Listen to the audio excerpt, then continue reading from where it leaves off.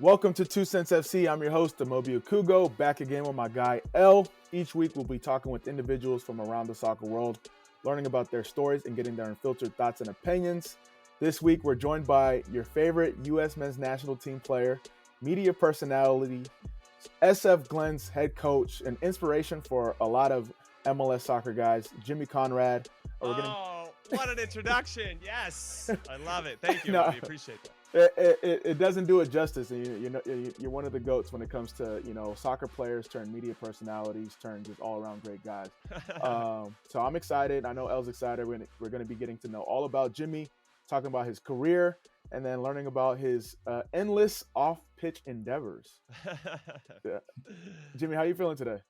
Yeah, I'm great. I'm excited to be joining you guys, and let's get after it. I'm ready to dive in and learn about you guys as well, because I feel like you probably have some insights along the way that I could learn from as well. No, most definitely. Sure. Well, we always start off with 2 truths and a cap, so I'm going to let L take that away. All right, 2 truths and a cap. So if you haven't been following the show, this is a quick icebreaker game that we like to play, where we'll ask our guest Jimmy 3 facts about himself. 2 will be true, 1 will be a lie.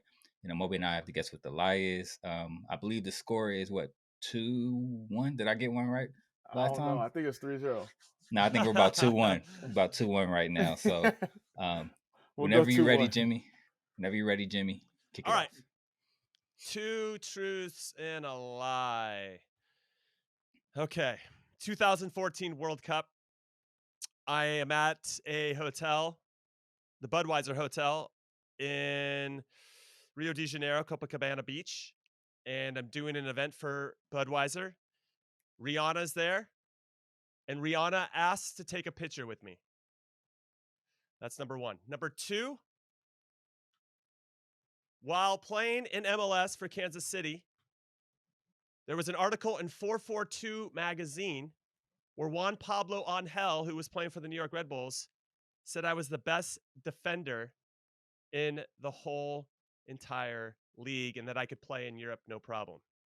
Number 3, at El Clasico, the last El Clasico before the pandemic hit, I was working on the sideline for BN Sports, and I see Roberto Carlos walking by, and Roberto Carlos acts like he recognizes me and gives me a bro hug. I was shocked. Yo. 2 truths and a lie. Which one is true, or which 2 are true, and which one's a lie? I don't know. You guys decide. One of them's a lie, though. That's the amount that's of probably the best one so far. Unbelievable. Yeah, for sure. All right. For some reason, I'm trying to sell it. Yeah. I'm trying to sell my lie. You just got to figure out which one it is. For some reason, why do I feel like you didn't retire? You retired after 2014, but I did not. I retired in 2011. Oh, okay. So, Juan Pablo Angel, you play for, yeah, that would make sense. But you guys only played him like twice a year. You did work. I remember. I'm going Rihanna lie, or cap. My bad. Yeah, I'm gonna say Rihanna too. Nope. That is the truth. That is an absolute truth. I actually was. It was Juan Pablo Angel. He didn't say I was the best defender in the league. He just said that that amongst like 8 names, I was in there as one of the players that was pretty good. Some nuance there. Some nuance. Yeah. Right. So the Roberto Carlos one was true. I could not believe it. He turned the corner, and we made eye contact, and he, that recognition when somebody recognizes you. I'm like, this isn't. It should be the other way around. It shouldn't be. Yeah. So that was crazy, and a big thrill for me because Roberto Carlos is the GOAT. And in the Rihanna one, so I worked with Budweiser during the World Cup in 2014. I was with Kick TV at the time, and we were doing our own thing. And what ended up happening at the Bud Hotel, whatever host they had, a Brazilian host, she couldn't. I don't know if she wasn't like ticking the right boxes or if her English wasn't good enough, because they were bringing in big celebrities. So we were in where were we? We were up by the Amazon, like super far from Rio, and the people from Bud called and said, "Hey, Jimmy, do you want to come down and interview Will Ferrell for us?" And I was like, yeah. So we had to scramble I had to get down to Rio. I get there, and I get to interview Will Ferrell. And what was cool about it was they're like, hey, we'll just let you get to know him a little bit. It was just me and Will Ferrell talking trash or talking to each other for 15 minutes. Nobody, he had no entourage, nothing. So I was like, dude, that was awesome, you know. And I know he's a big soccer guy. Now he's an owner of LAFC and all that stuff. And I went to UCLA, he went to USC, so I kind of leaned into that because I didn't know what to say to Will Ferrell. Like, you can talk to that guy for hours, you know, about a whole bunch of different stuff. So I did the interview. They loved the interview that I did, and it was perfect. Not too silly, but also not too serious. So they said, hey, you want to come back? Rihanna's going to be next.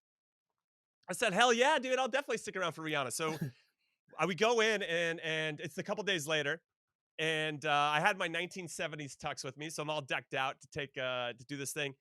She doesn't, I go with the Bud Hotel, 4 hours, 5 hours. She doesn't show up. And I was like, oh, I was crestfallen, man. I wanted to meet Rihanna. Yeah. And they said, hey, listen, she can't come down tonight. Whatever happens. Her entourage is like, you know, whatever. They're making up excuses as to why she can't be there. Yeah, cool people stuff. Yeah, big time celebrity stuff. And so they said, well, she'll definitely come back down tomorrow. And Budweiser's like, hey, don't worry about it. Like, we don't want to make you wait around for 4. I'm like, dude, it's Rihanna. When am I ever going to cross paths with Rihanna? So I go back the next day, get my tux back on, get all smelling good, you know? And it's just me and Mike Gartland, if you know him, he's an agent because he was my agent at the time. And he's like, dude, I want to meet Rihanna.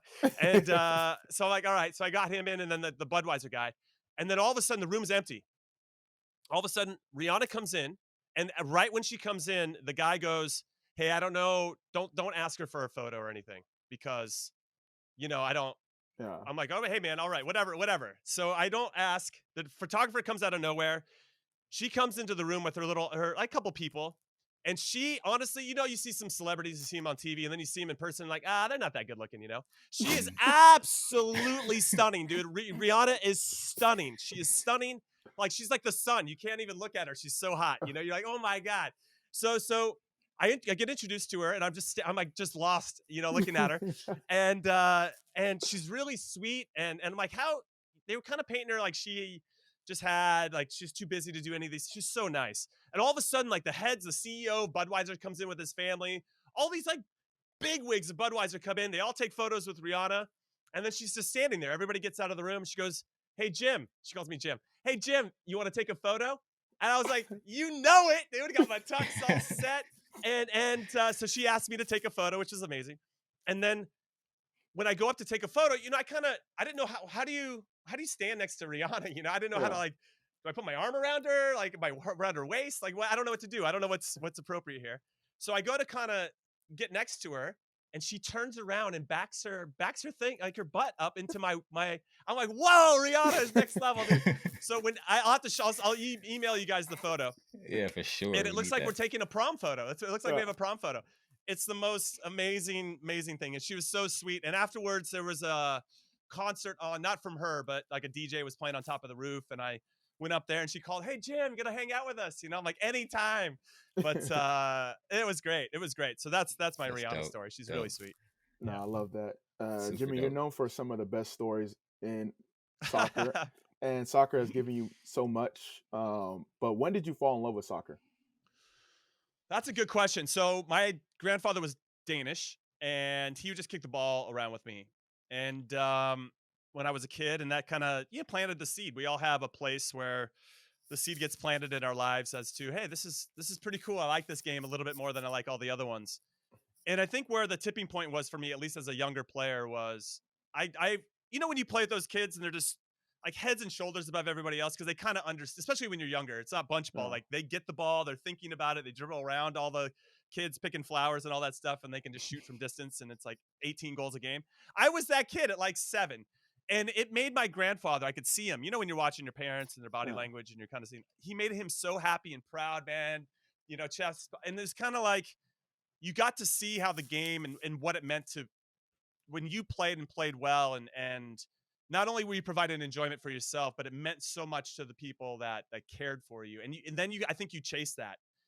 And I think that there's probably an undercurrent. Now, I can't speak for everybody, but at least for my career, there was an undercurrent of, can I make my parents and my grandparents proud of me the whole time, you know? And it just kind of kept you going, even when things weren't going your way. Can you keep fighting and pushing and give them a reason to be proud of you? And I'd like to think that I did that, but yeah, that's where it kind of started, was that seed. And when I played baseball, and some of the other sports just didn't have that same type of feeling for me, where that I feel like baseball, football, even basketball, even though I like basketball a lot, it's like my second favorite sport because you can still be creative within the parameters of the game.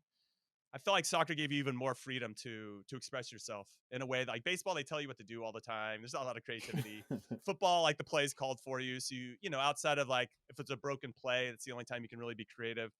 It's soccer is so, even though we like to think there's a lot of passing patterns and all that stuff, there's still a lot of creativity and you get to think for yourself, which I appreciated. Yeah, and then growing up in SoCal, like talk about some of your like soccer influences outside of your family. Whew, good question. So I think you get little bits and pieces along the way. I was thankful to have good coaches, and not just coaches. I had some great volunteer dads. I want to give a shout out to the volunteer dads who left work early to make sure that there was a place for us to play and did their very best. But there was a ceiling to what they could teach, right? They couldn't teach proper technique. And I was lucky, and the team I was on was lucky because the dad that was taking over, he had a son that was playing at Cal State Northridge. So that son would come back and help us, and would show us what it looks like, right? What is just a touch, like a proper first touch from your left to your right or your right to your left, and why? Not only that, but the why. Why is that important? When would you do that in a game? And so when you started to have this frame of reference as to why you would do certain things in certain situations, it really unlocks like this next level of the game, and you start to make decisions that are more than just kicking it to kick it. You're starting to try to make soccer decisions. When we're coaching, like, can you make a good soccer decision on the ball? I know you can kick it. I know your parents yelling, kick it from the sideline, but I want you to trap it and actually try to make a decision. And that was instilled in me pretty early on. So I had that coach. And then, you see guys that you're playing with that give you that little bit of inspiration. Like, man, I wish I could do that. So you start to mimic that a little bit. And then I had a high school coach who was on the Bermuda national team. And that dude would come out with us. Dude, he'd be rainbowing us and stuff and laughing at us when he'd run past us with a rainbow over us, and so fast and so strong. And not only did he have this, he just he loved the game in a way that I wasn't maybe exposed to it in that same way. It felt a little bit more practical from this one coach who was very more coach minded, more technical, tactical based. And then I get around a coach who has all that, but like his base is all enthusiasm and passion and love for the game. So I really was lucky to have and fortunate to have some coaches that knew what they were doing, knew how to explain and communicate, but then also had this greater love and how it brought people together. So you start to understand a couple different things. And then I used to go to UCLA soccer games when I was a kid, and that was really important to me. So Ziggy Schmid was a coach, the sideline, big belly walking around.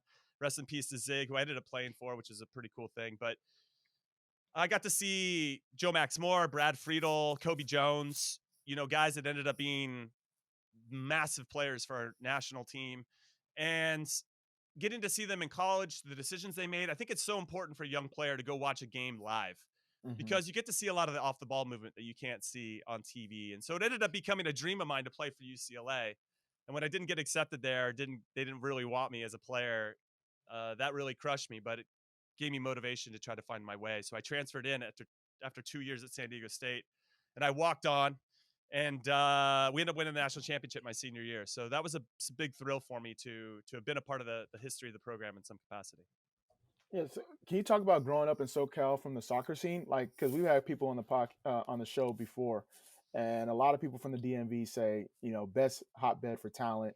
So this is your moment to stake your claim. I got it. Moby, I got it. Listen, so we would go to national team camp, okay? And when I was there, we would play, Bruce Areno's the coach, we would play Southern California against the rest of the country. And we would run shop, dude. For the longest time, UCLA had more representation on the U.S. men's national team than any other university. And so when you started to put the collection of players that came out of Southern California, it was unmatched against everywhere else. And it would be competitive. I'm not saying, but there was a lot of pride in how much. And I think what ends up happening is that we got to play year round. And you could play outside year round, and you could get different influences. You'd have a little bit of that English influence, and then you'd have the Latin influence. And as I got a little bit older, I got to play in men's league games. And I don't know if I'm allowed to say this now, but they would slip me like $20 to pay for my gas and get me a little bit of lunch, when I'm like 16 or 17, because they realized this gringo could play, and that was really formative for me as well, because you had to toughen up. Like those guys don't Yeah. give a shit about your feelings, you know? So Exactly. that was really important for me to go out there and see a different style, a little bit more of a survival, right? Yeah. And because you know that these guys aren't going to let up on tackles. Like they're going to come right through you. So you have to play a little bit quicker. You have to learn how to protect yourself. You have to get your arms up. You have to be prepared for elbows. Like playing in the men's league actually really prepared me for playing against Clint Dempsey, who is Clint Dempsey ended up breaking my jaw. I love Clint, but he is so physical, right? And he's trying to gain little advantages, and he's so competitive that when I think about playing against Clint, it does remind me of, and that when you think about his career, he kind of grew up playing in those same environments. So he was trying to survive and protect himself. So I really recognized, where his upbringing was and where he was developing his game. And I loved it. I love Clint's game, and I want more Clint Dempsey's in our national team as we continue to move forward. But yeah, there was so many people playing and so many different ways that you could be in and around the game. And what's funny is not a lot of people at my school played. So we would be playing we played a lot of hoops. We would play, touch football that would kind of turn into tackle football, but we'd be playing in the streets. But I was always outside and moving around. And I think that's really important because with I don't know, the evolution of video games and of course the phone, those dopamine hits, you get that kind of satisfaction by being on your phone and connecting in that way. And obviously the pandemic has heightened all that and people are starting to get more comfortable. So even for my own two kids, like getting them outside to just run around and play, like, what the hell are you talking about, man? They just don't have any, that's just not how they're growing up. And so I think it's a bit of a shame in some capacity, but I will say that the kids that are drawn to sports, I see those kids outside, like they are outside playing.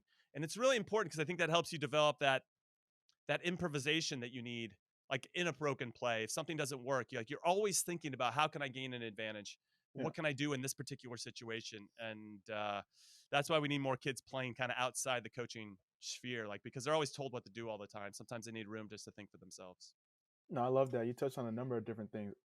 Men's league, first and foremost. I think every young player from ages 15 to 18 before you go out to college have to play on a men's league team. Mm-hmm. You touched on playing multiple sports. I think that's highly recommended just to get a different footwork from basketball to soccer. It all translates. And then just getting outside. You don't have to have everything so structured. You don't need a trainer.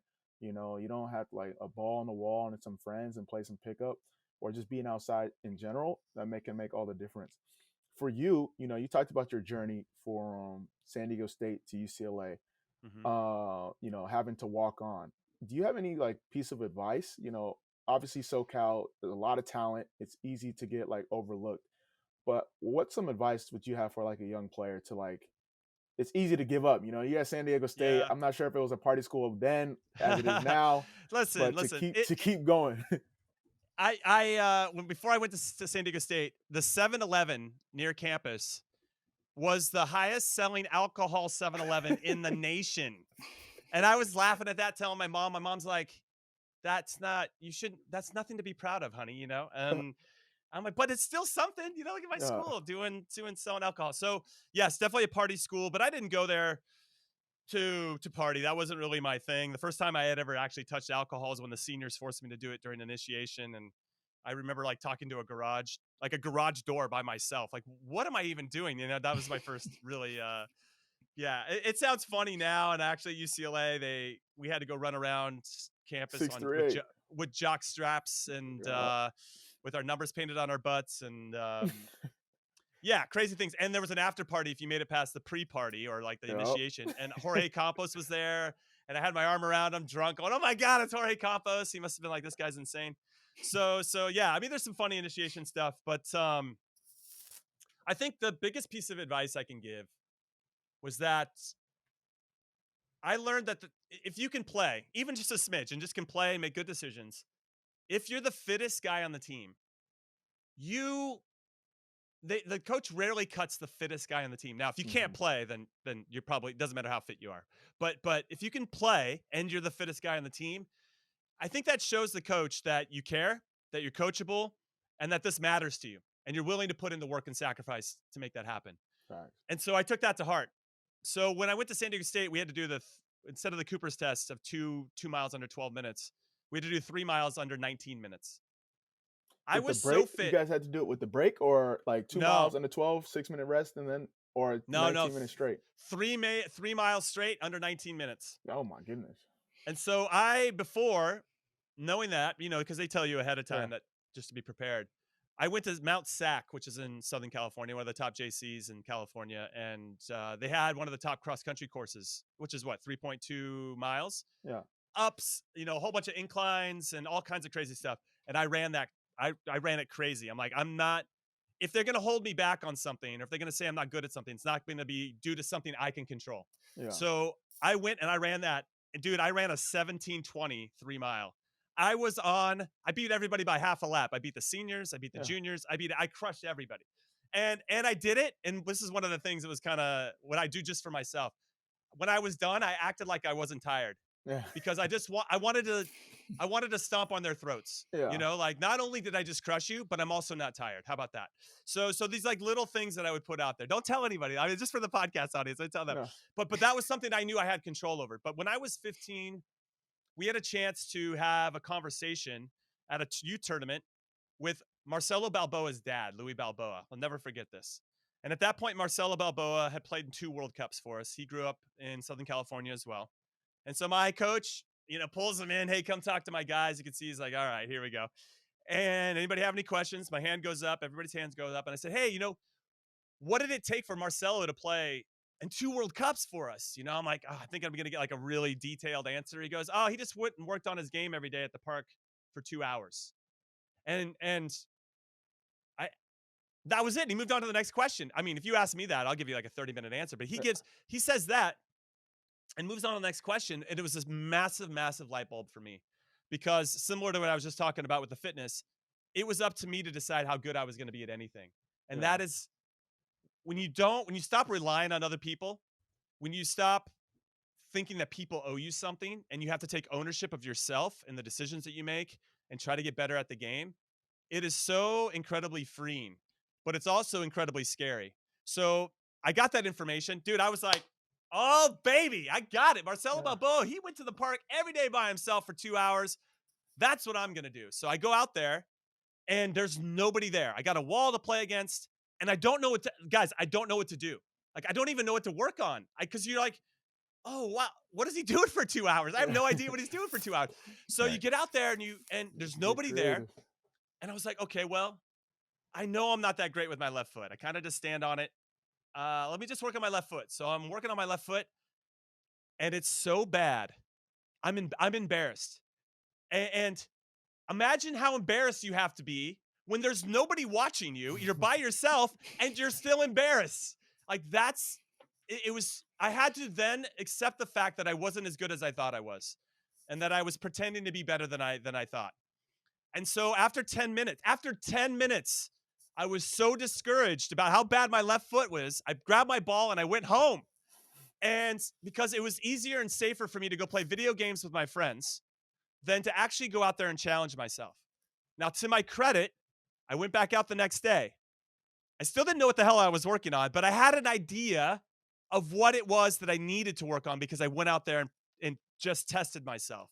So that 10 minutes, I went out again and I sucked again. And I went home again after 10 minutes. I'm going to raise my hand and I'm going to say that it was a struggle. But again, to my credit, I kept pushing I'm just going to go out there. And what I saw was that when I went out to practice with my own team, I started to get a little bit more comfortable when the ball came my way. So I wasn't as afraid of the ball as maybe as I was before.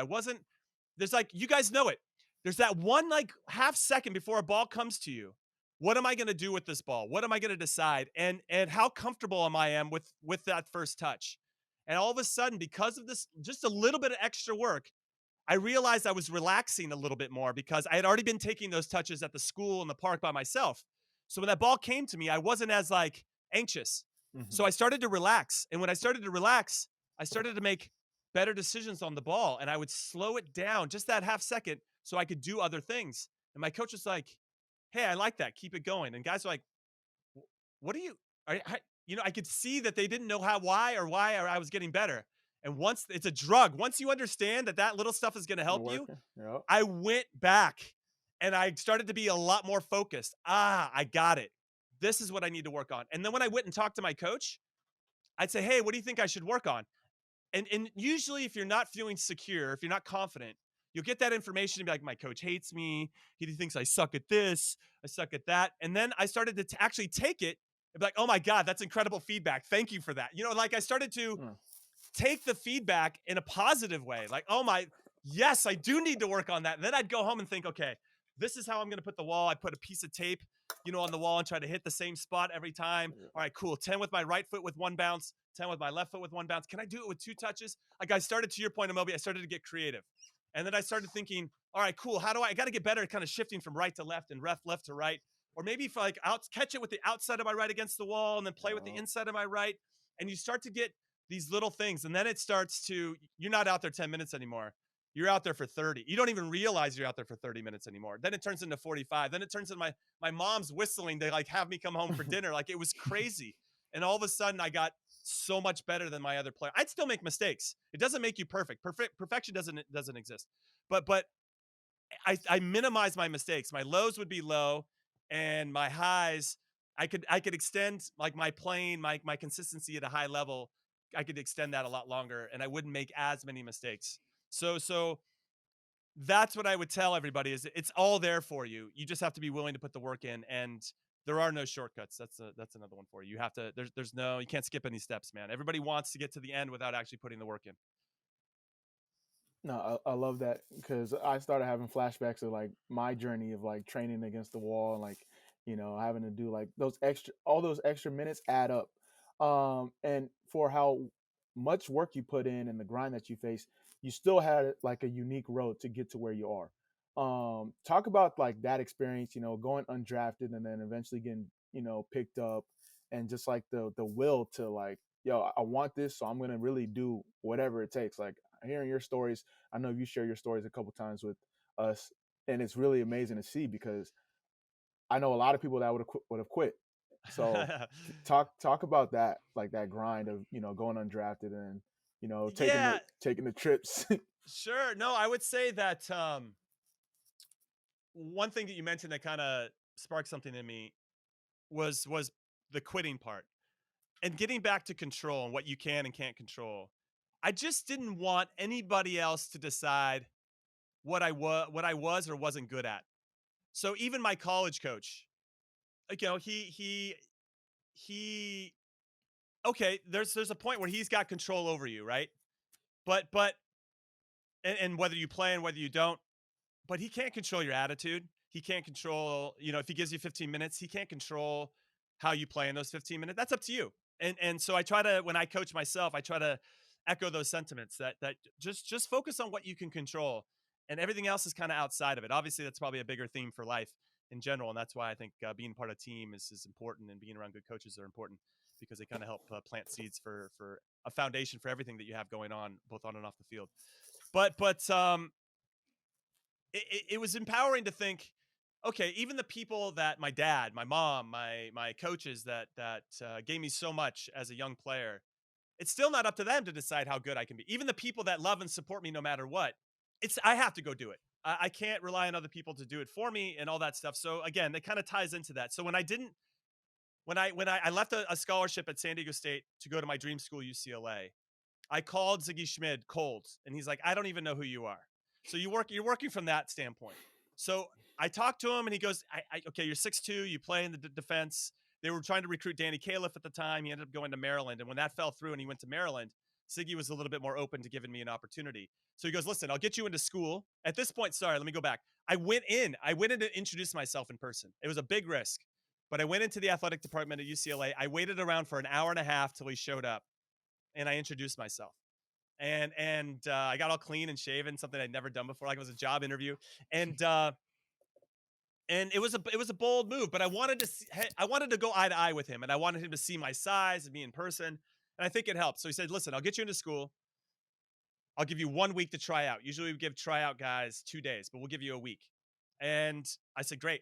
And my parents were like, what the hell are you doing, man? Scholarship to go into walk on at a more expensive school? We can't even afford that. What are you doing? So we had to apply for financial aid and all that stuff. And so it was a big risk. Not only was I putting, this my own like reputation and pride at stake, but also the financial situation for my parents and how that could impact us short term and long term.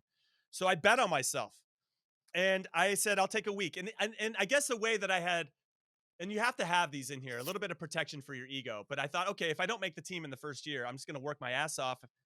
That'll be my red shirt year because I didn't take a red shirt year, and I'll just get kind of acclimated to school life. I'll get a job to help kind of offset any of the costs, and that's how I'll manage it. So I kind of had this plan B that was ready to go, but I ended up making the team after a week, the first walk on to start since Kobe Jones, and then I was kind of in and out of the lineup, and that was hard. And for 2 years, and even when that playoff started my senior year, I wasn't starting. The guy that was in front of me tore his knee 5 minutes into the first playoff game, and so Ziggy, the coach, had to play me.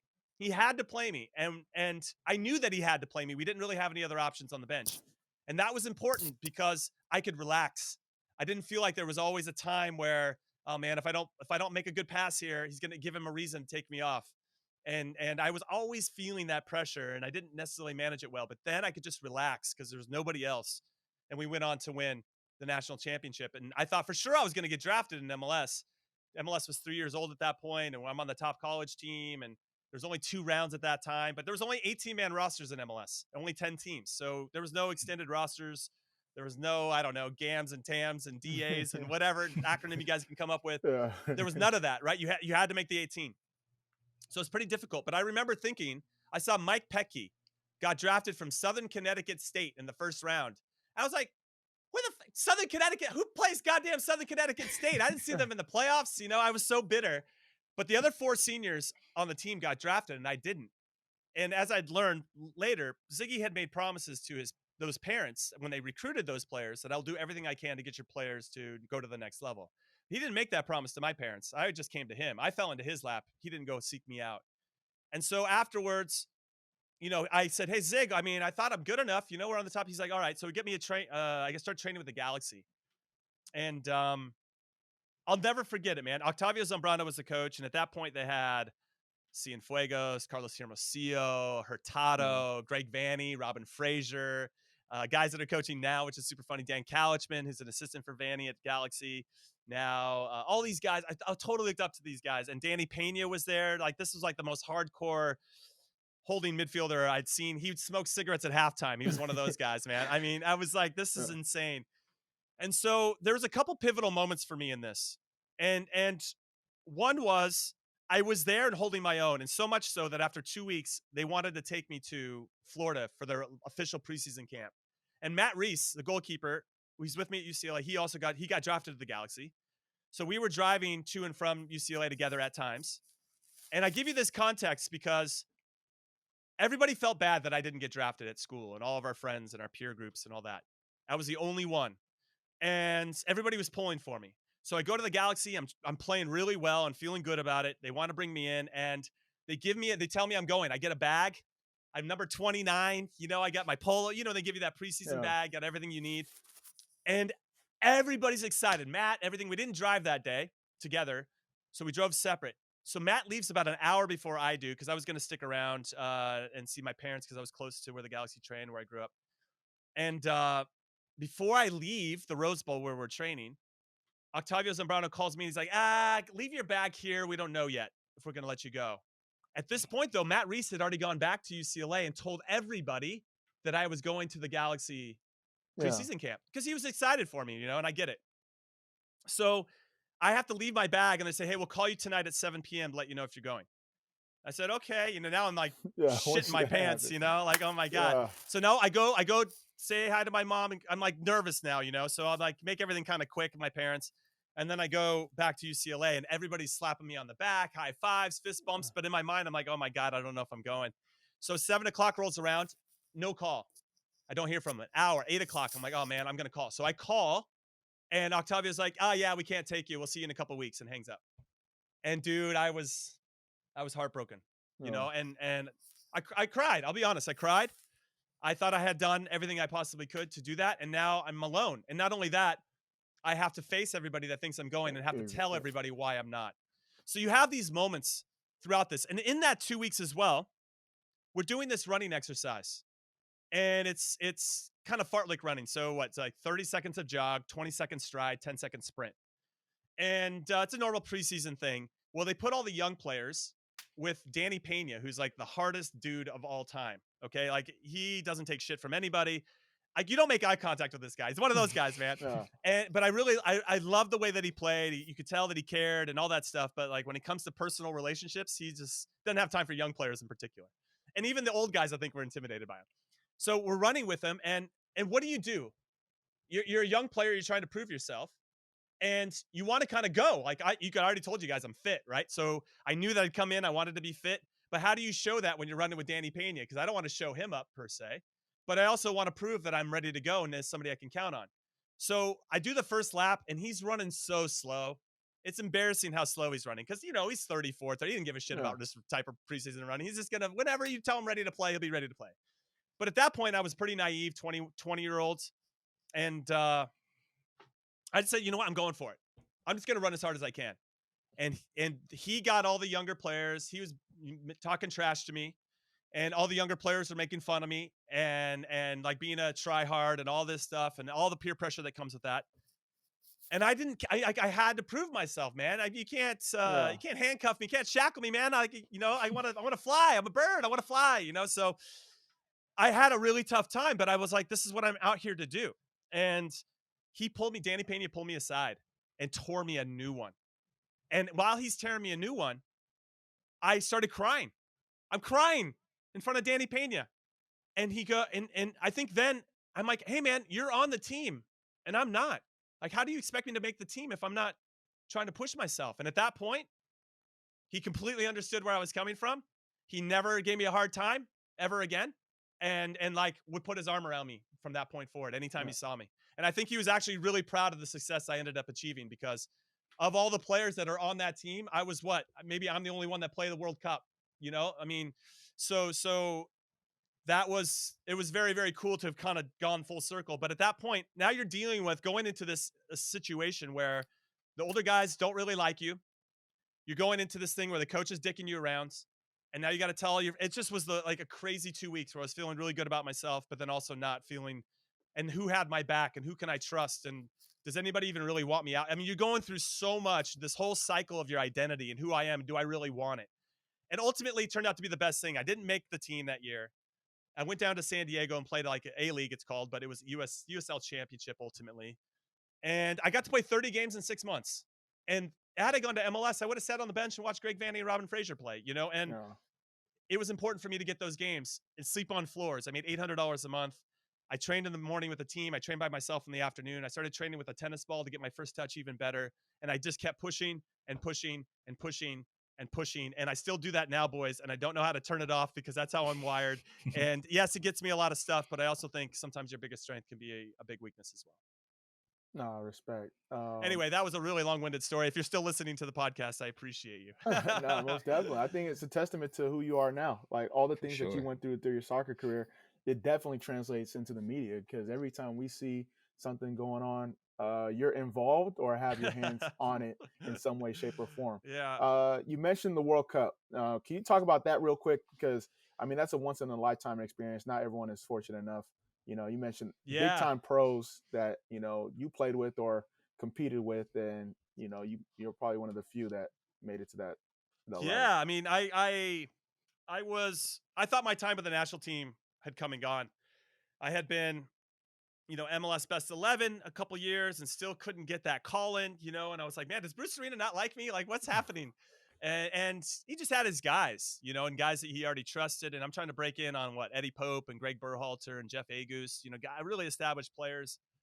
And I just stopped seeing it like that. I thought, okay, if I'm ever going to get a call in, I just got to take this one step at a time and just try to beat the guy that's ahead of me. And I want to give a shout out to Nick Garcia, who played in the league for a long time. He was with me in Kansas City and he kept getting called in. And I never got called in. I'm like, okay, if I ever get called in, I just got to be better than Nick. So eventually I got called in. I was 27 when I got called in. It's pretty late for my first ever call up into a national team camp. And Nick got called in as well. And the only reason is because Danny Califf, who, remember, because he left to go UCLA, went to Maryland. I got the chance at UCLA. It's because he went over to, it's a January camp. He went over to Europe during the January transfer window to go try to go over to Scandinavia or wherever he could go, Bundesliga.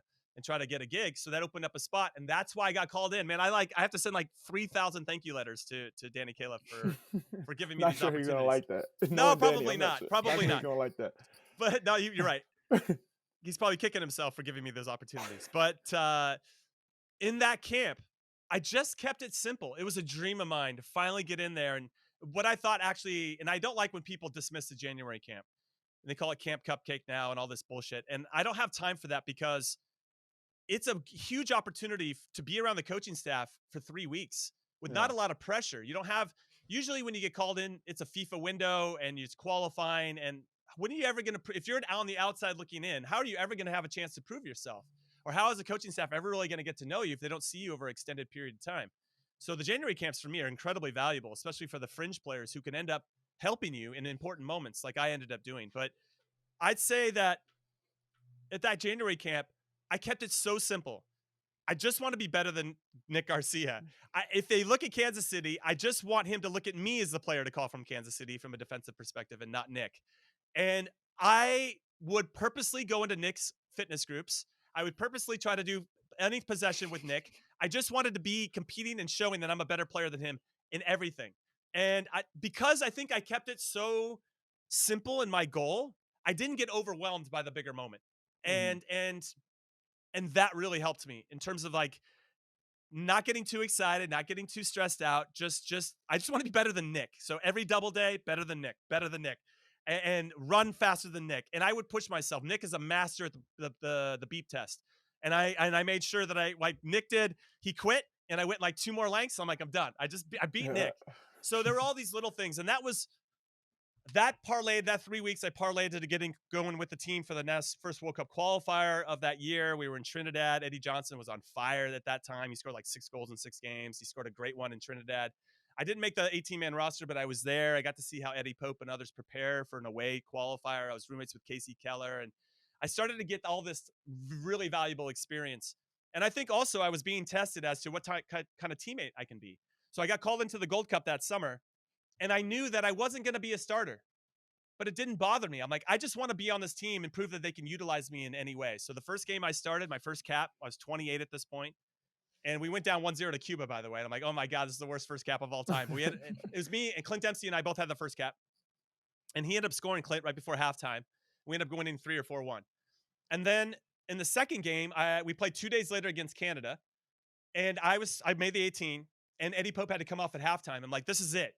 If I can prove that they can trust me in any situation, either as a starter or as a sub or in anything, I'm going to put myself in a really good spot because this is a tournament, just like a World Cup, that I can be ready. And so I was locked in, and I played really well in that second 45 minutes. We win 2-0. I was the only player that played in all 6 games in that Gold Cup, and we won it. And so that was a really pivotal moment for me. I played in some World Cup qualifiers, and I just stuck around, and only Marcelo Balboa, which is a weird kind of twist of this whole story. There was 30 journalists at that point. Marcelo had retired. 30 journalists predicted the lineup for the World Cup in 2006 World Cup roster. And only Marcelo Balboa had me in the 23. Everybody else didn't think I was going to make it.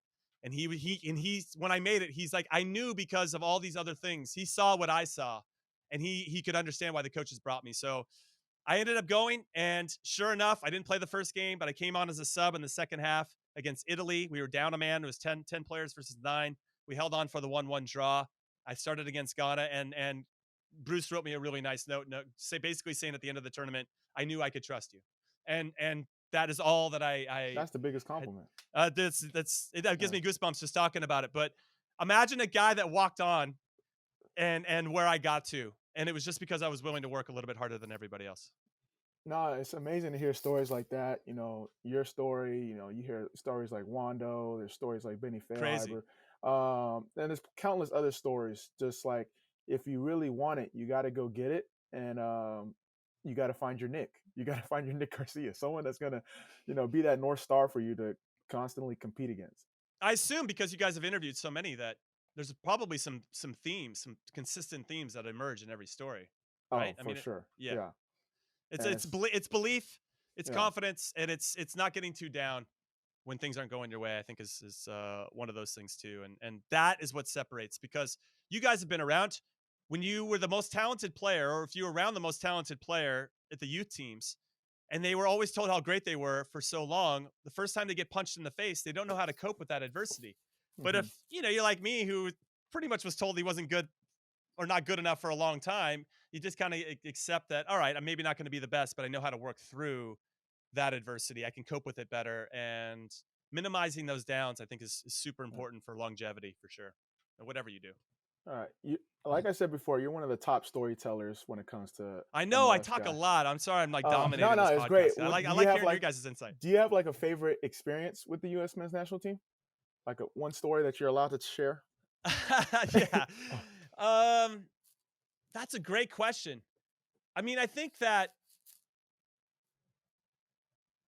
I would say from a team, like a collective perspective, being in the World Cup against Italy, where we lost the first game against Czech Republic 3-0. And that was after the 2002 World Cup, where we got to the quarterfinals. Everybody's expecting us to take that next big step. We're pretty much in the group of death.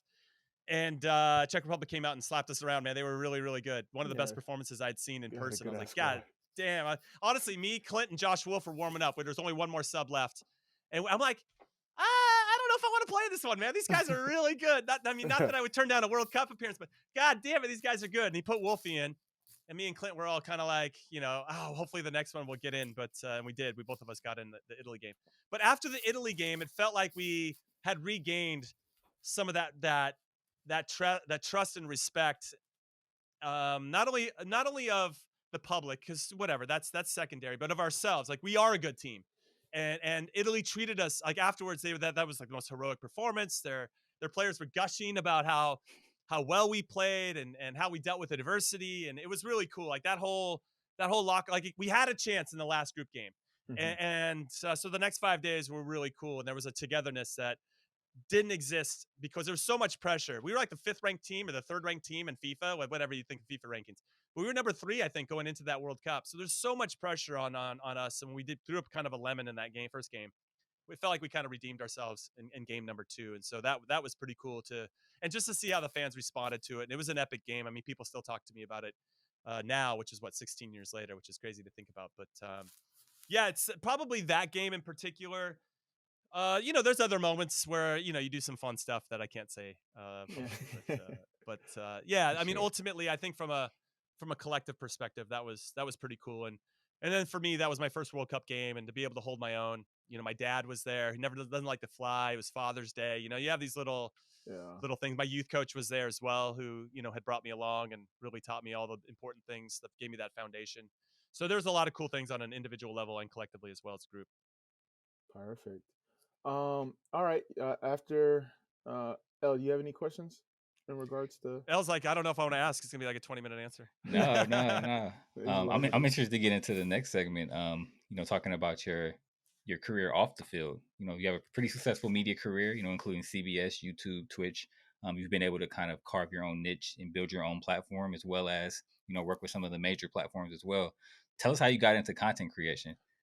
It started with me as a player, to be honest. I had an opportunity when I was on loan. I went to Lech Poznan in Poland a couple years into my career, which I actually think I wish MLS would let more players go on loan. I think to kind of get out of your comfort zone and I think it's that famous Mike Tyson quote. Everybody's got a plan until they get punched in the face, and yep. That's what when I went to Poznan. They don't think Americans can play. You're also, when you're there, you're taking away a spot. This is from your own teammates, a spot from one of their friends. Then opponents don't think you can play. I got spit on. I got punched in the face, and the lack of respect. It's a sink or swim time. And so I wish MLS would allow that to happen because a little bit more often, because I think it was really valuable for me. But when I was there, that's when they had archaic internet. You had to go to internet cafe and be like the dial-up, and it'd take like 20 minutes to send one email. And by the end of it, I was there for 4 months, and I wrote this scathing email about how ass backwards Poland is and how they're still stuck in the Stone Age. And I just ripped the whole thing, and it was hilarious. And I sent it to my agent and a couple of people that worked at the agency at the time, and my family. Like, I just tagged everybody. It's a group email, and they loved it. It was like 1,000 words of just me going off, and they just pitched that to Sports Illustrated. So I ended up writing a column. At that time, it was me and Garth Lagerwey, who's now a very successful GM for the Sounders and Real Salt Lake before that, who played in the career. But when he was playing, he wrote for Sports Illustrated. So it was me and him. And then I transitioned to ESPN. But I think what was really valuable for me at that time was I was writing kind of like on the inside looking out, right? So I'm giving you this inside perspective and trying to be fun and having a good time. And like I'd interview my teammates and like, are you jealous of me in the shower kind of thing? And all of them would say no. And I'm like, that's messed up, man. You know, like it's genetics. What am I supposed to do? So super funny. We don't have to go too far down that rabbit hole, but that would be like silly things like that. And it was fun. I had a blast. But I think what you learn is when you're doing that, and that led to a radio show when I was with Kansas City. When you do a radio show, I was doing it live. I'd have to face the fans. And if we lost, they want to be, okay, so you say you're sitting there, you're on an island, you're doing this thing, and people are like, well, why are we losing?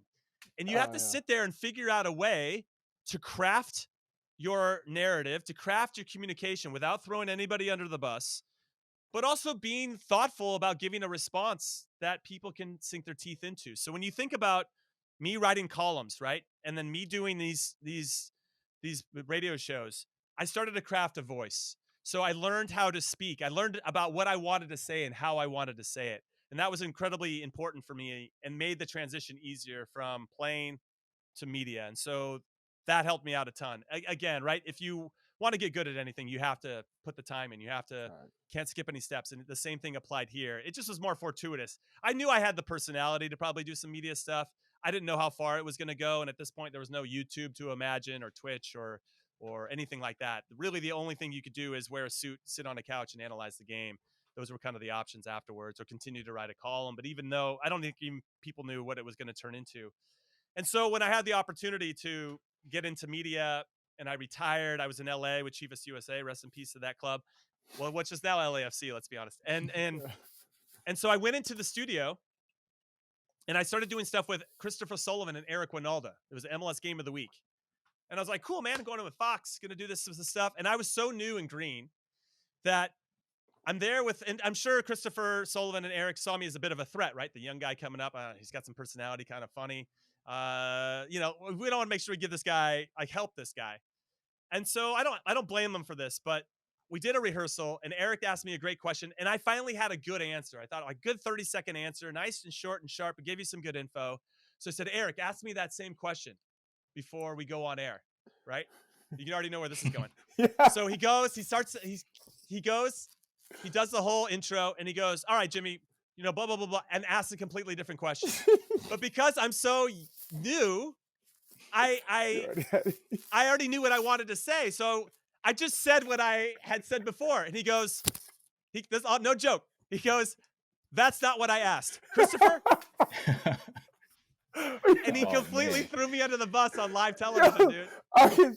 Just because I know Eric. Oh my goodness, that's hilarious. Listen. I'm friends with Eric, and I actually, in some ways, at that time, I was pissed at him. But now looking back, I appreciated that because I then knew I'm now entering into a different competitive space, and that nobody's going to hand this to me again, and I have to get better at my craft. If this is actually the direction I want to go in, and so when that came to an end, and I was still that Fox kind of the season ended. Fox was going to offer me some stuff. It wasn't going to be necessarily full time, but YouTube put $100 million into 100 channels. Madonna had a channel, Jay-Z had a channel, and they were going to give a soccer channel to ultimately turn into MLS. And they were going to do another soccer channel that was London based. And MLS reached out to me and said, hey, we think you'd be perfect for this.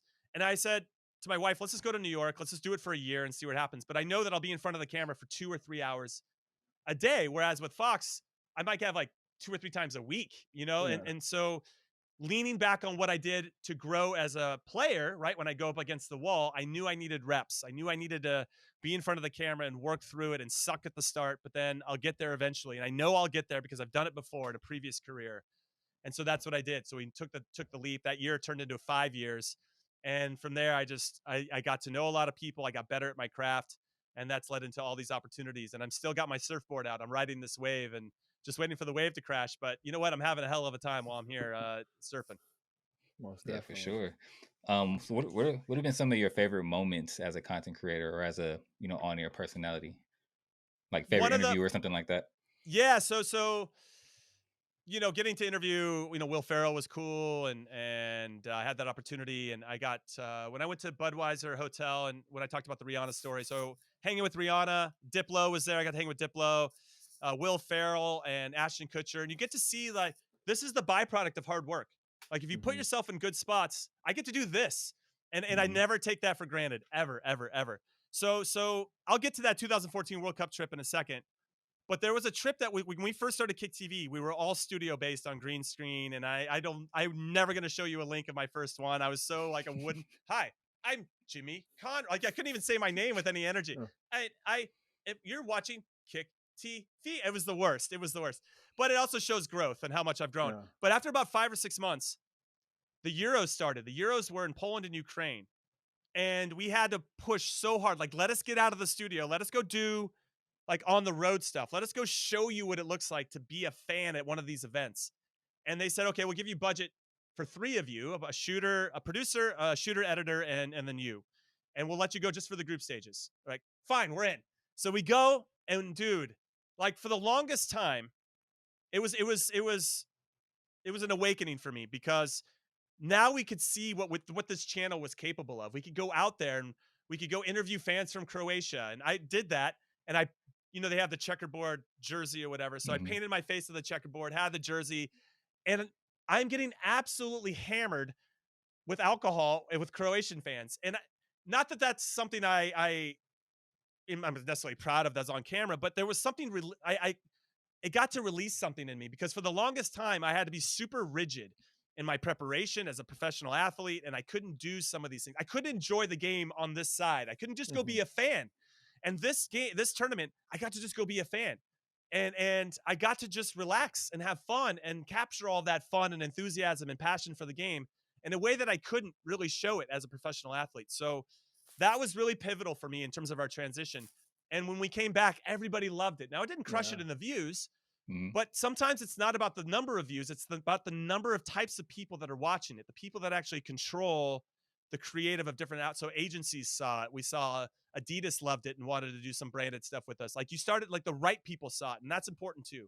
So let's fast forward 2 years later. We're in Brazil, and now we're using what we did in Ukraine and Poland as a springboard to bigger. Like, we're like, hey, we did this, but imagine if our budget was, $15,000 more, we could do this, this, and this. So we laid out a whole bunch of stuff. Dude, I went swimming in the Amazon. I interviewed David Beckham.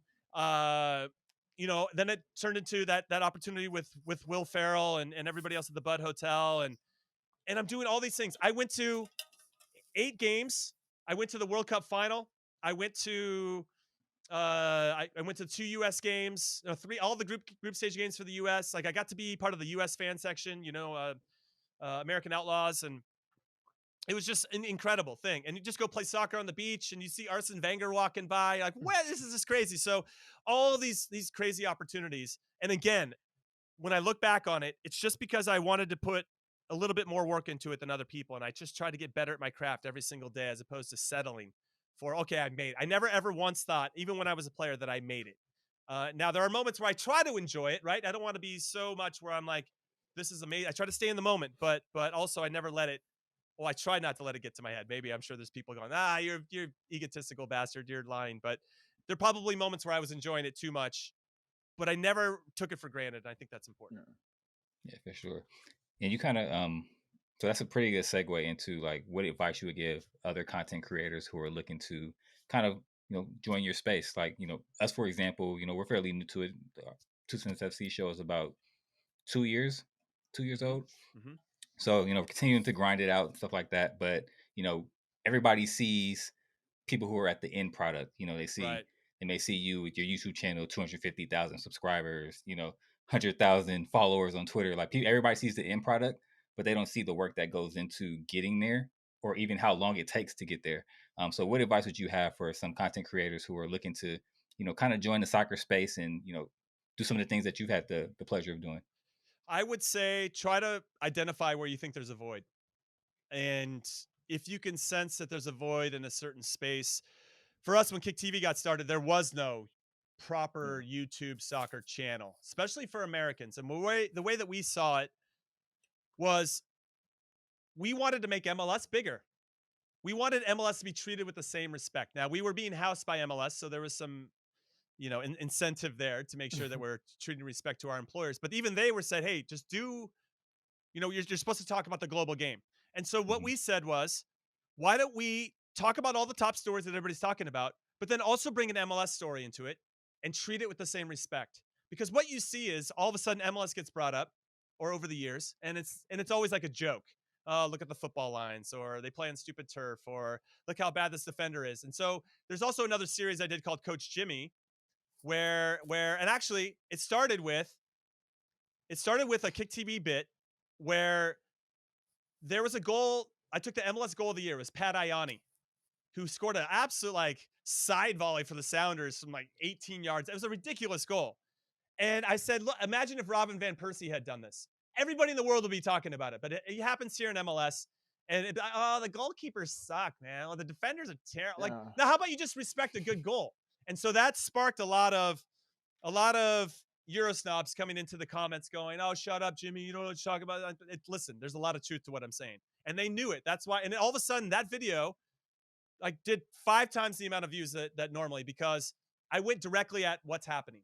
And we found a void where, can we create a global conversation and so we started to not only bring MLS into it, but the Mexican League, the J League, the A League in Australia, the Japanese League, and treated everybody with respect. Everybody's out there trying to play and play well, and there's some talented players all over the place. And so we tried to get away from, we respected what was happening in Europe, but also tried to bring other things into it. And at that point, I thought we were doing the job. And one of my most successful videos, or at least one of the most engagements we had, was, hey, if we think you should support an MLS team because it's awesome, who do you support in real life? If you support Liverpool, well, let's find a team that's like Liverpool in MLS. And at that point, Liverpool wasn't winning Champions League trophies or the league, right? So we tried to find a team that was like a nearly team, or like the New England Revolution, always so close but never could get to the finish line. So. And then you start to tie these things together and start to treat things with respect. So we filled that void, and I thought we did it pretty successfully.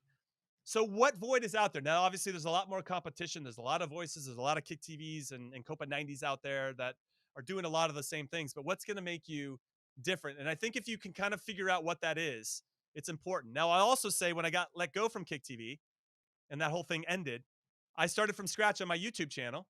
And I knew I was going to do a lot of the similar things. But I had to edit myself, something I had never done before. But editing gives you the power to tell the story in a different way. That's true. So that's another thing you can add your personality to. And people are drawn to that. Some good editing, some funny things that you throw in there. You could throw a meme in there, right? Just to kind of change it up from other things that you're seeing. So there's a lot of different editing tricks that you could do. And so I went running with a top YouTuber, Casey Neistat, who's one of the best documentarians on YouTube, bar none. And so we went running one day in New York. He's a friend. And he said, listen, you're not going to find your voice for about 150 or 200 videos, but you have to keep putting it out there. And he was right. Around 175, I was like, I found my sweet spot. I found my groove. I found what I wanted to say and how I wanted to say it and how I wanted to edit it and that type of stuff. And that led to opportunities where, if I did Man on the Street stuff, Be In Sports, I had a 2-year thing with Be In Sports where I was doing Man on the Street stuff for them, which was good shoulder programming for their in-studio stuff. We had, I started hosting tournaments for EA Sports and their FIFA global tournaments, which was really cool. But that was a different skill set, right? Hosting big things and kind of using my personality. So all of a sudden, because I was visible and putting myself out there, you start to be put on radars that you wouldn't be done otherwise. So if you can find a void, you can start putting out consistent content. But don't worry about the views. Don't worry about any of that stuff. Just try to get better at your craft. And if you're passionate about what you're doing, then hopefully, and I'm an example of it, and it seems like you guys are as well, that's going to lead to other opportunities that maybe you weren't expecting, but you had positioned yourself to be ready for it if they came. Nah, I needed that one. That one was for me. I love it. I'm calling it now. 2026 U.S. World Cup Tour. Jimmy Conrad, 2Cents FC collab campaign. Dude, that would be amazing. You know what? We should do it before then, because now it's like we're talking off. We'll talk offline for that one. No, but seriously, you got to prove concept. So I'll give you an example. I do, when I travel, I do pickup games, right? And I do pickup games. I invite people to come out, and I have some fun. And the turnouts are, I'm always impressed by how many people come out. But you can sense that there's a sense that people want that sense of community. and to be a part of something bigger than themselves. So I did a pickup game tour where I went from Seattle to Portland to San Francisco to San Diego to LA. And we tied it around like watch parties. So like, let's watch a World Cup final together and then we'll go play. So we did that. And I proved the concept. And then AT&T said, hey, we want you to do the same thing for us ahead of the MLS Cup playoffs. So I went to Boston, I went to Dallas, and I went to New York, and AT&T funded the whole thing. And all the money that I spent on my own personal tour, I got double from AT&T. So I made my money back, but it's important to prove the concept. So we should probably plan something first. And then we can say, hey, look what we did. This is how it can look like. And then what you do is once you prove the concept, you can say, hey, AT&T or whatever brand, how do we incorporate what you bring? What's your personality into this content? And then we can kind of shape it together, seeing what they have and seeing what we have, and then finding that happy medium. Yeah, for sure. Yeah, you just validated a lot. Man of the people. I aim to please. I aim to please. Yeah, you just validated a lot. We've been doing like a lot of proofs of concepts for like show ideas and stuff like that. You have to do it. Yeah.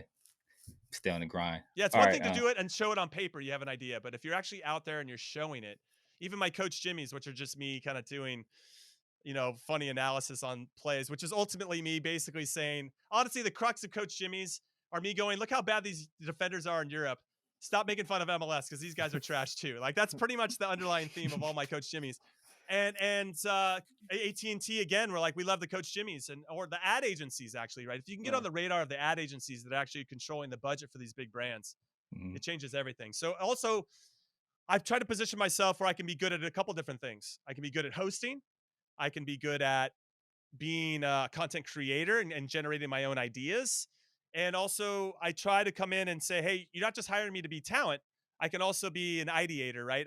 And then I can help you execute. I have my own guys that I can help kind of add those little layers of internet, as I call it. Like how can we add internet to this to make it even funnier, make it better? And then, then as you start to build trust with these, not only the brands, but with the ad agencies, they start to think about you for a whole different type of campaigns. And all of a sudden, like I hosted something, what was it? I hosted something that had nothing to do. I went to Sundance Film Festival and I did 3 days there where I was hosting for YouTube live and talking to documentarians that were there making top documentaries for movies. It had nothing to do with soccer, but because they knew I had the hosting capabilities, it's crazy, right? So it's just that visibility is really important to just put yourself out there and showcase what you're all about. So don't shy away from your personality. You should lean in and own your personality. Straight up. Hey, if you're listening, this is some free game right here. All right, so let's get into some quick rapid fire stuff. I know let's do it. Coming up to time. So what's one interesting fact about yourself that most people wouldn't know? Well, I'm an Aquarius. I like long walks on the beach. And I bowled 5 strikes in a row once. No. That's I'm a vegetarian now. I guess that might be somewhat interesting. And I'm like 10 pounds under my playing weight, which I kind of miss my playing weight because I was a lot stronger and faster when I'm going to play pickup. But how's your energy? How's your energy though? Yeah, it's pretty good. It's pretty good. I have to supplement my protein in different ways with pea protein, and there's other ways to do it, tofu and beans and all that type of stuff. But I don't have the same power that I once did. I'm not going to try to BS you, Amobi. But God, interesting. I think I feel like I kind of a open book, so a lot of my interesting stuff's already out there. But yeah, I'm going to keep it short. It's rapid fire. Keep it going. All right. So during your playing days or even, before a game as a coach, like what's on your pre-match playlist? Ooh, good one. So when I was younger, I went hard punk rock, Minor Threat for all you old punk rock fans out there would be one of them. But then as I got a little bit older, I felt like my energy's off the charts. I need to actually slow it down. So I started doing yoga before big games, national team and all that type of stuff. And I helped. I think the breathing is really what helped. And obviously getting some blood flow in certain areas. My hips are always a little tight. So that helped.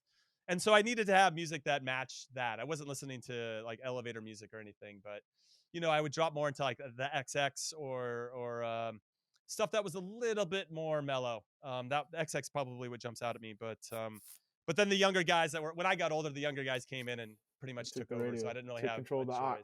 Yeah. They didn't like my old school stuff, so it's fine. Okay. So you're always working, always on the grind. What's your favorite off-work activity? I like to play tennis now. I found a friend that's better than me.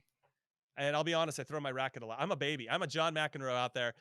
And it's because, listen, you guys know, like if you play for a long time, you just think you should be good at everything. That's part of the hero complex. Not only being a professional athlete, but also just being a man. Like a man thinks they can do anything, right? So that's been very humbling for me. So I've appreciated the opportunity to try to get better at something else, to try to actually get better.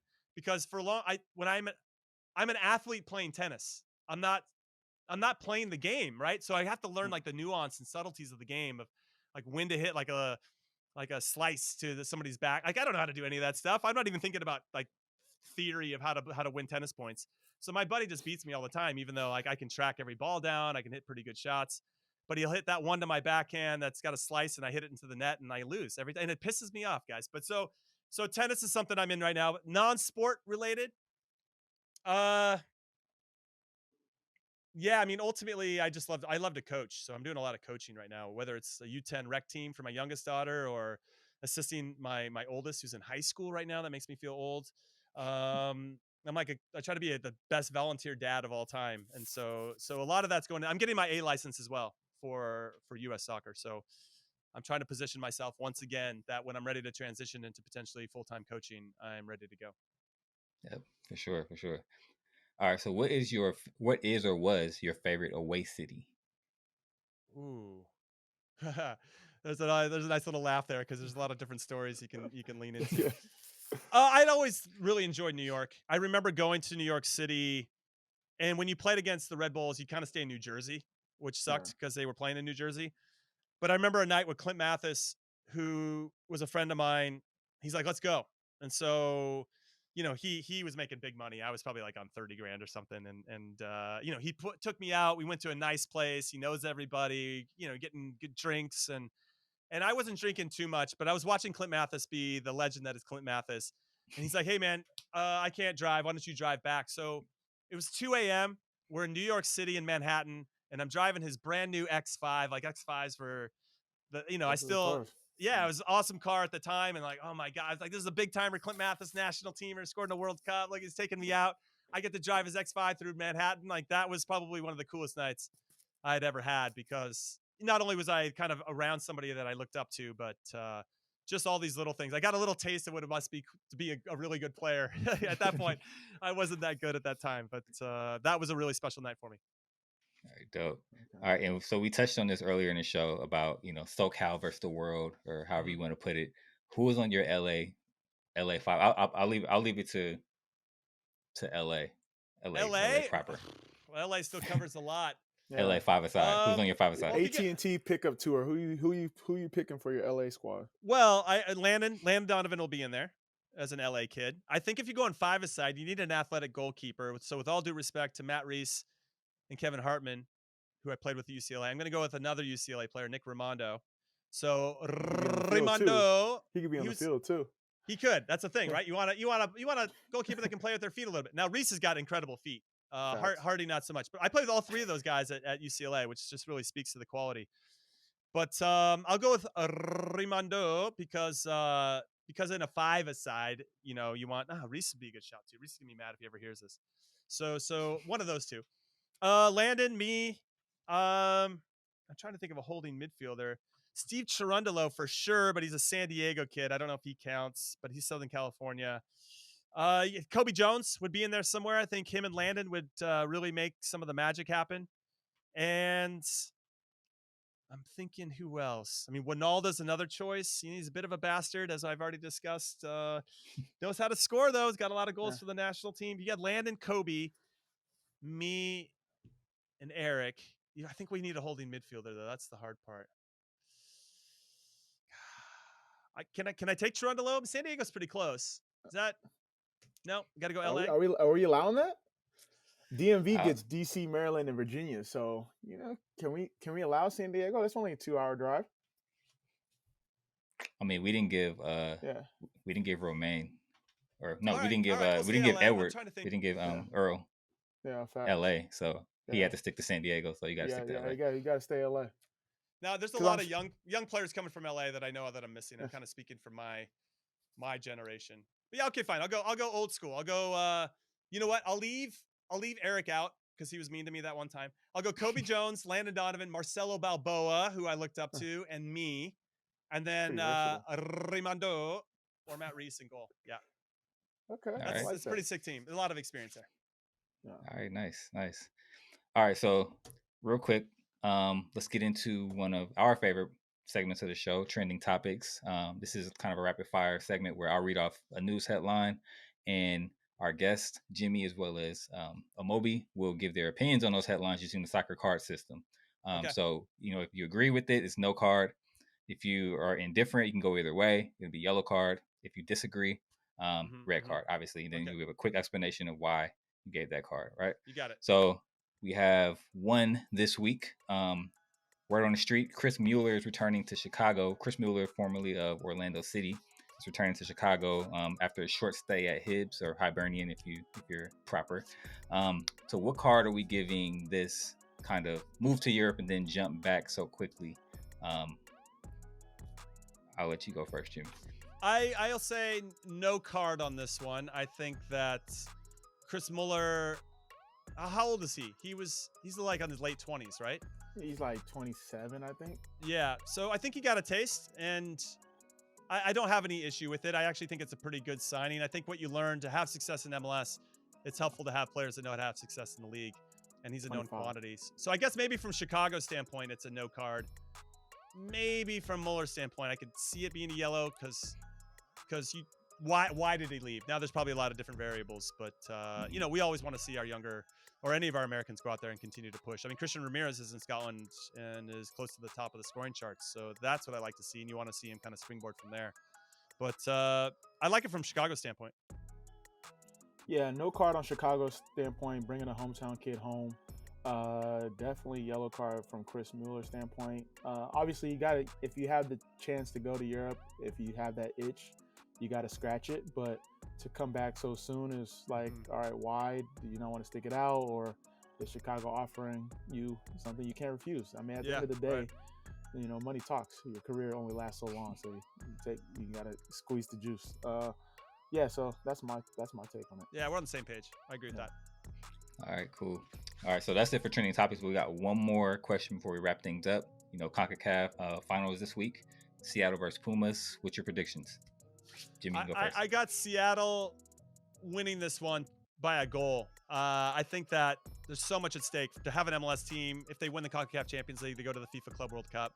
To finally play a Chelsea or Real Madrid in a meaningful competition instead of a meaningless friendly over the summer, I think is super important for the league and the perception of the league. And Seattle have it all there for them. They fought back from a 2-0 deficit in leg one to get to 2-2. Referee was a little sketchy, but it's CONCACAF, so you got to take that into consideration. 60,000 people, at home. Marshawn Lynch in the crowd, driving, getting everybody crazy. His stuff's been amazing. Are you going to be in the crowd? I wish I was going to be there. I'm reluctantly passing on the opportunity due to some stuff here, but it's going to be a great game. And I think Seattle, I think Pumas, who finished 11th, by the way, in domestic in Liga MX, but it's one of those teams that turn up when it's time in international competition. And we saw them come back from a 3-0 deficit against the Revs to get past them, and they beat Cruz Azul in the last round. I'm trying to give Pumas some love here. Dineno up top is sick. He scored 4 goals in his last 2 games, scored 2 more this past weekend after scoring 2 against the Sounders in leg 1. I think the Sounders will win by a goal, but it's going to be a little bit tighter. And if Pumas score first, we got ourselves a dicey ass game. But I like the Sounders. That's a good, yeah. Oh my goodness! If any team could be a representative of MLS to win CONCACAF, you'd want it to be Seattle. Agreed. I just think I don't know. I'm scared. No, we can't trip at the fin. No, I don't like. I don't want these negative vibes out in the because universe. it's all. Back. It's all there for us, and that's when we get let down the most. At least with the other squads, when LAFC and Toronto, you're like, these are good ass, Liga MX teams. Pumas is, good, but not great. But yeah, the chance to play either Real Madrid, Man City, or Liverpool. I mean, let me not rule out Villarreal. I mean, you can't. If I'm the owner of Seattle, I'm just like, yo, whatever you all need, we got a briefcase full of cash at halftime. Get this win. I don't care what y'all do for the rest of the season. It has to happen. It has to happen. It's gonna be a fun one. I'm nervous though, like you. Yeah. Jimmy, thank you so much. I know we didn't get a chance to talk about it, but you do have aspirations of coaching. Can you talk about, your work with SF Glens real quick Yeah, before we let you go? yeah, I help coach the SF Glens, USL League 2. I'm taking a step back from full head coaching duties because of some family and work responsibilities. And the season is weird for USL League 2. It kind of Oh, really kicks in from May to beginning of July. Mm. And so we have Gabe Salcedo is going to be the head coach. I'll be kind of assisting him and be the technical director this year. But it's been cool to see the game from this standpoint, because I saw it from MLS, I saw it from the national team, kind of up top looking down. Now I get to do it from looking down and go looking up, which has been really informative for me, and it helps me to understand kind of where the game's evolving into and where I think I can best fit in. But it's been incredible to try to give back to the next generation and try to help them become 10 times the player I ever was. That's the dream for me if I really step into the coaching stuff. For sure. no, it's what it's all about. I'm sure it's crazy to see like the talent across the board, from when you grew up to Some of our now young as a players coach. are, So, yeah, I mean, they're being recruited by Atletico Madrid. We have a 13-year-old that wants to be signed by Nice in our academy. Um, the Quakes are all over our young players because we're in their region. We have a good relationship with them, but yeah, there's some incredible talent, and we have a couple in our keep them away. pipeline that, yeah, well, it's hard, man. It's hard. But we have some players that are very, very good, and I mean, that's a credit to the scouting, the coaching staff, and the whole organization, who aren't just looking for the kids that can play, or excuse me, Yeah. pay, but are also looking for the kids that can't, and making sure that we get into underserved areas and make that everybody gets an opportunity, and that we try to Yeah. make it as equitable as possible. Where can people find you if they want to connect with you as we let you go? Thank you so much for Yeah, your time. if you want a little more taste of this, you get a little of my special sauce. At Jimmy Conrad on Twitter, Instagram, the Jimmy Conrad on YouTube. You can just type my name into YouTube. Though I haven't posted in a while. I've been just finished a 1-year deal with Twitch, so I'm on Twitch. Jimmy Conrad on Twitch, and then I'm on CBS Sports stuff, specifically CBS Sports HQ. I have a new podcast with Charlie Davies and Heath Pierce called In Soccer We Trust. You can find that on any podcast platform or on YouTube as well. We've had a lot of great guests on so far, and it's been a lot of fun.